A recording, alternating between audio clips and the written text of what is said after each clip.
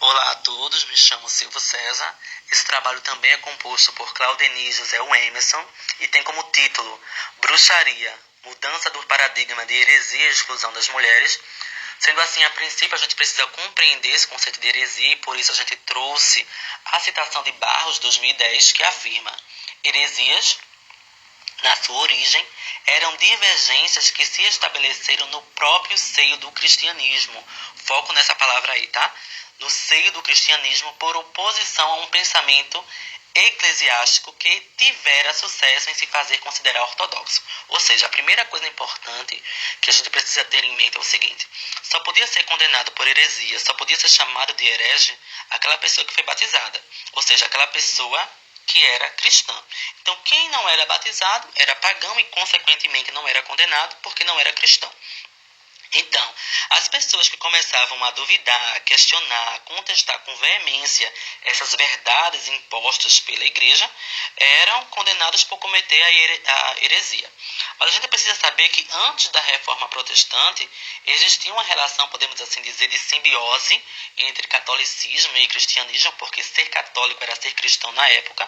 Então, nesse contexto de ser cristão, de ser católico, você tinha que seguir o que a igreja colocava, né, o que era tido como verdade, o que era tido como fé. Então, à medida que algumas pessoas se desviavam desse caminho, né, dessas doutrinas, elas cometiam essas heresias.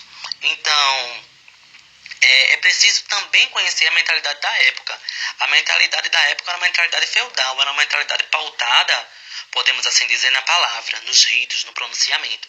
Então, um católico ele não poderia romper com a igreja porque ele fez um juramento que foi feito no batismo. Então, se você não cumpre o que foi prometido, você tinha que ser punido. E temas considerados relevantes hoje no século XXI, por exemplo, como é o caso do sexo antes do casamento, virgindade, adultério, divórcio, desejar a mulher do próximo. Todas essas pessoas que faziam essas determinadas ações, como era o caso do sexo antes do casamento, eram considerados hereges. Então, para não ser herege, era preciso praticar a fé cristã católica em todos os seus dogmas e mandamentos como um todo. No slide seguinte, nós temos o domínio da Igreja Católica e o surgimento das práticas hereges. Aí temos o poderio da Igreja, né, que surge como grande instituição religiosa, né, que acaba, né, tendo uma vida de riqueza, uma vida de luxo e, consequentemente, um acúmulo de bens, um acúmulo de terras, um acúmulo de dinheiro. E as pessoas que não reconheciam essa função religiosa, as pessoas que surgiam com novas concepções de religião, eram consideradas por praticar as heresias. No slide seguinte, nós trouxemos aqui algumas dicas de filmes, né? Porque a gente sabe que é uma importante fonte de aprendizagem, uma importante fonte de entretenimento. E esses três filmes, eles vêm abarcar sobre a Inquisição, né? Que foi o tribunal eclesiástico que investigava as suspeitas por heresias. Então, se fosse comprovado essas práticas, né? As pessoas eram torturadas e, em alguns casos, até mortas. Então, esse período foi bem marcante para a história e é um tema recorrente tanto para o Enem quanto para os vestibulares. Então, o primeiro filme se chama O Nome da Rosa, que vem contar a história de Guilherme, que vai viajar ao mosteiro beneditino e lá ele começa a investigar essas ocorrências de heresias. É interessante esse filme porque vai mostrar os costumes da época. Já em As Sombras de Goya, vem relatar a vida de um pintor espanhol muito famoso, muito conhecido, e por ele ter conhecimento, por ele ter várias influências, ele acaba muitas vezes se desviando das investidas da Inquisição. E o último filme se chama Giordano Bruno, que vem contar a história desse filósofo, desse matemático aí, que é considerado por muitos como o pai da ciência moderna. O filme foi lançado em 1973, é um filme um pouco antigo, principalmente para os alunos de hoje que estão acostumados com grandes efeitos especiais. Mas o interessante é que mostra, né, como ele se recusou a retratar as suas palavras, as suas declarações, principalmente no campo da metafísica. O slide seguinte vem mostrar os concílios de Latrão. Ao total foram 4. O primeiro ocorreu em 1123, que vem reafirmar o poder do Papa na Igreja. No segundo concílio, vem reforçar essa autoridade papal, vem mostrar sobre a invalidez do casamento dos padres, vem mostrar também sobre as vestimentas dele. No terceiro concílio, vem falar sobre as regras para a eleição papal e a condenação aos hereges. E no quarto concílio, que foi em 1215, vem investigar justamente essas práticas de heresia, abarca sobre as cruzadas, as relações entre cristãos, judeus e muçulmanos. Esse quarto concílio é interessante porque a igreja chega a ameaçar, né, as pessoas que protegiam esses hereges com a excomunhão. Então, o que podemos entender é que esses concílios surgiram, né, com a necessidade eclesial, principalmente para solucionar essas crises que vinham ocorrendo na igreja. Então, aqui apresentamos os concílios medievais, que ganharam assim destaque, que ganharam seu auge, principalmente nessa Idade Média, na tentativa de organizar a igreja e os controles internos. Então, nesse sentido, como é vista a figura da mulher nesse período medieval? A gente sabe que a figura da mulher muitas vezes foi associada à bruxaria, à demonização e à feitiçaria.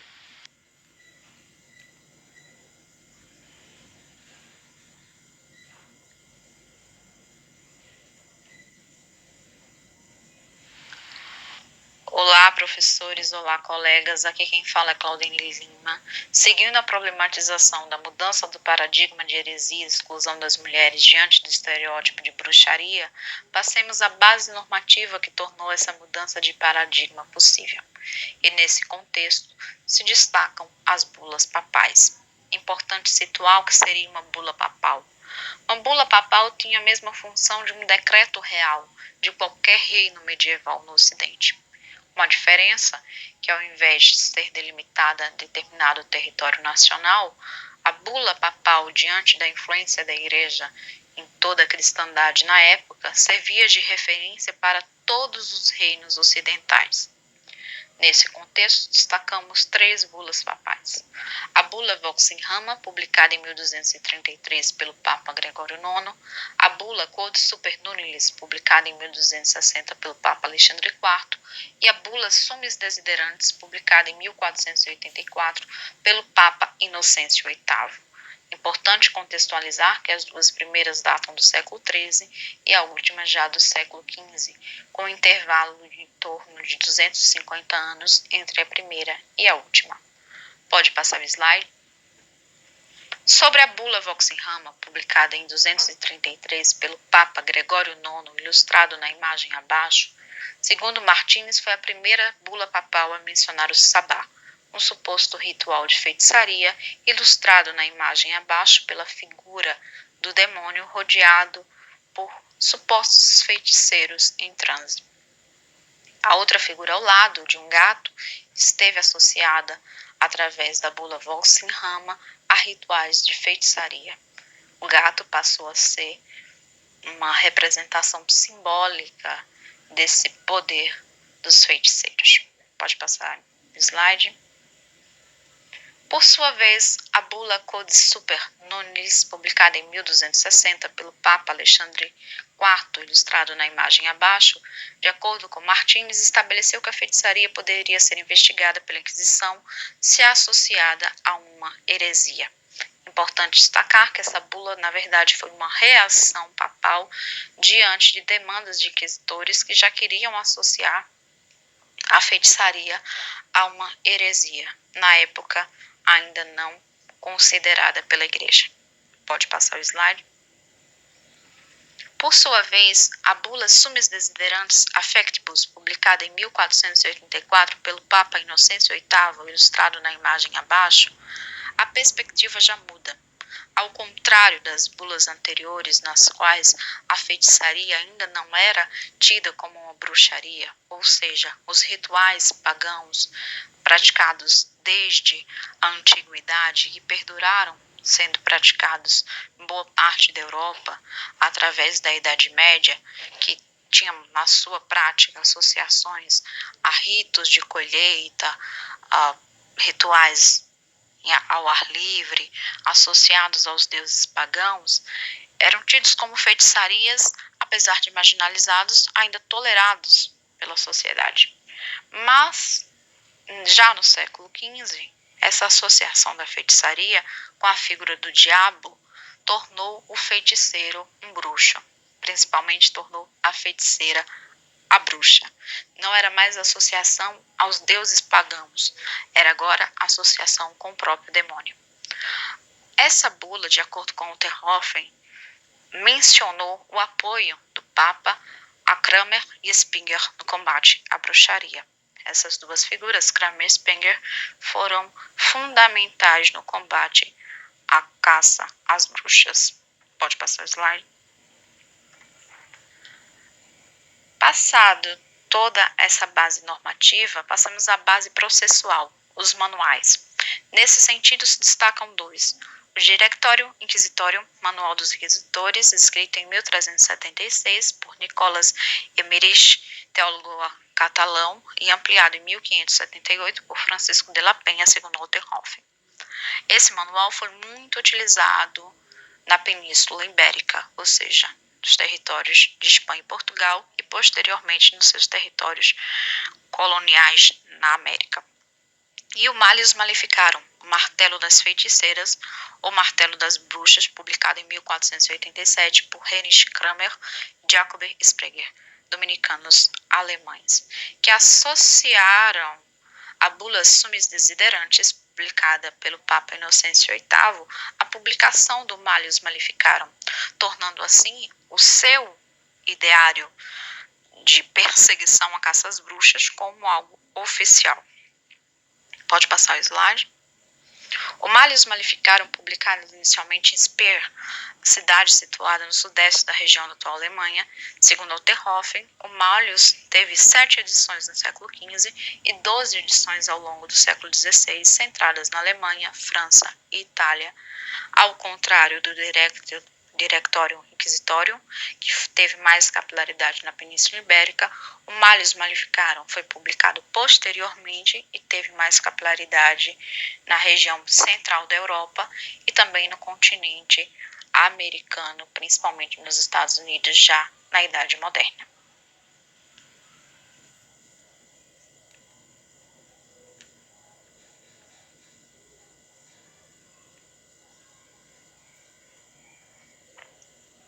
Saudações aos professores, me chamo José Emerson e dando continuidade à palavra dos meus colegas de turma, eu acrescento o seguinte: a crença na magia não era algo novo na Idade Média, porque já veio desde o período da Antiguidade, tendo uma fusão constante entre a magia, a medicina e religião. Porque muitas mulheres tinham o conhecimento sobre a higiene, partos, ervas e as formas de cura pela natureza. Em essência, na verdade, a medicina estava limitada pela ideia de que o doente era um pecador, cuja cura residia na atuação da Igreja Católica, através de orações, sacramentos e exorcismos. Com o passar do tempo, a Igreja começou a considerar as práticas mágicas e, consequentemente, estas mulheres como um perigo à sociedade e inimiga da ideologia cristã. Por isso deveriam ser perseguidas. Por quê?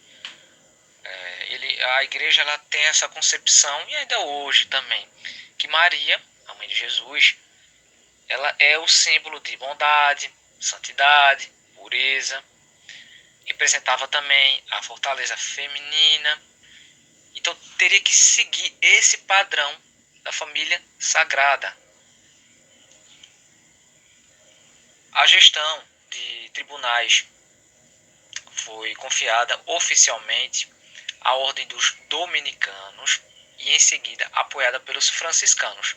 Interessante, né? Porque eles viviam em exclusão, oração, a caridade, vivia longe do meio social, e eles foram responsáveis pela Inquisição medieval. E é propriamente no período medieval europeu que a presença e a fama da mandágora. Mandágora é uma planta que tem raízes longas, tem a feminina e também a masculina. E a gente pode até lembrar que tem várias passagens no Antigo Testamento falando sobre essa espécie muito procurada, cobiçada naquele período, nos textos e versículos. Essa mandrágora, ela foi usada com muita amplitude, tornando a rainha dos ingredientes, protagonistas nos rituais mágicos. Ela era procurada devido aos seus poderes protetivos, analgésicos, alucinógenos, afrodisíacos e de fertilidade. Imagina, uma única raiz com todos esses benefícios em volta desse clima, dessa simbologia mística. Nesta época, por causa do seu uso em rituais mágicos, assume o papel de ser um dos símbolos das práticas da feitiçaria e sucessivamente da bruxaria, e tendo consequências banidas da igreja mulheres consideradas feiticeiras. E elas foram perseguidas, torturadas e queimadas vivas em fogueiras a mando da Santa Inquisição. Em torno de 75%, não tem dados oficiais, que foram queimadas vivas. E no total foram 100.000 mortes, incluindo de homens também. Mas só que homens não é tão pesquisados, porque mais essa prática era mais atribuída às mulheres. Os países que começaram a fazer essa caça às bruxas foi Alemanha, Escandinava, Inglaterra, Escócia e Suíça. E depois terminou indo para os países ibéricos, como Portugal, Itália, e se desenvolvendo e entrando até no início da Idade Moderna com mais força e rigor.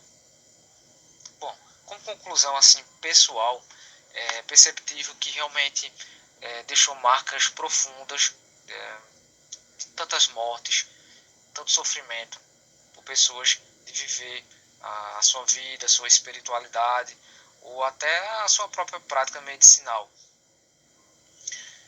E, na verdade, hoje a igreja tem uma concepção totalmente diferente do que aconteceu nesse período medievo, mas faz com que tudo isso, todo esse sofrimento, faz com que nós analisemos, pesquisemos e não mais cometemos os mesmos erros que foi cometido nesse período da Idade Média. Essas são as nossas referências bibliográficas trabalhadas. Eu, em nome do trio, quero agradecer e dizer que foi muito proveitoso esse assunto. E, no mais, obrigado.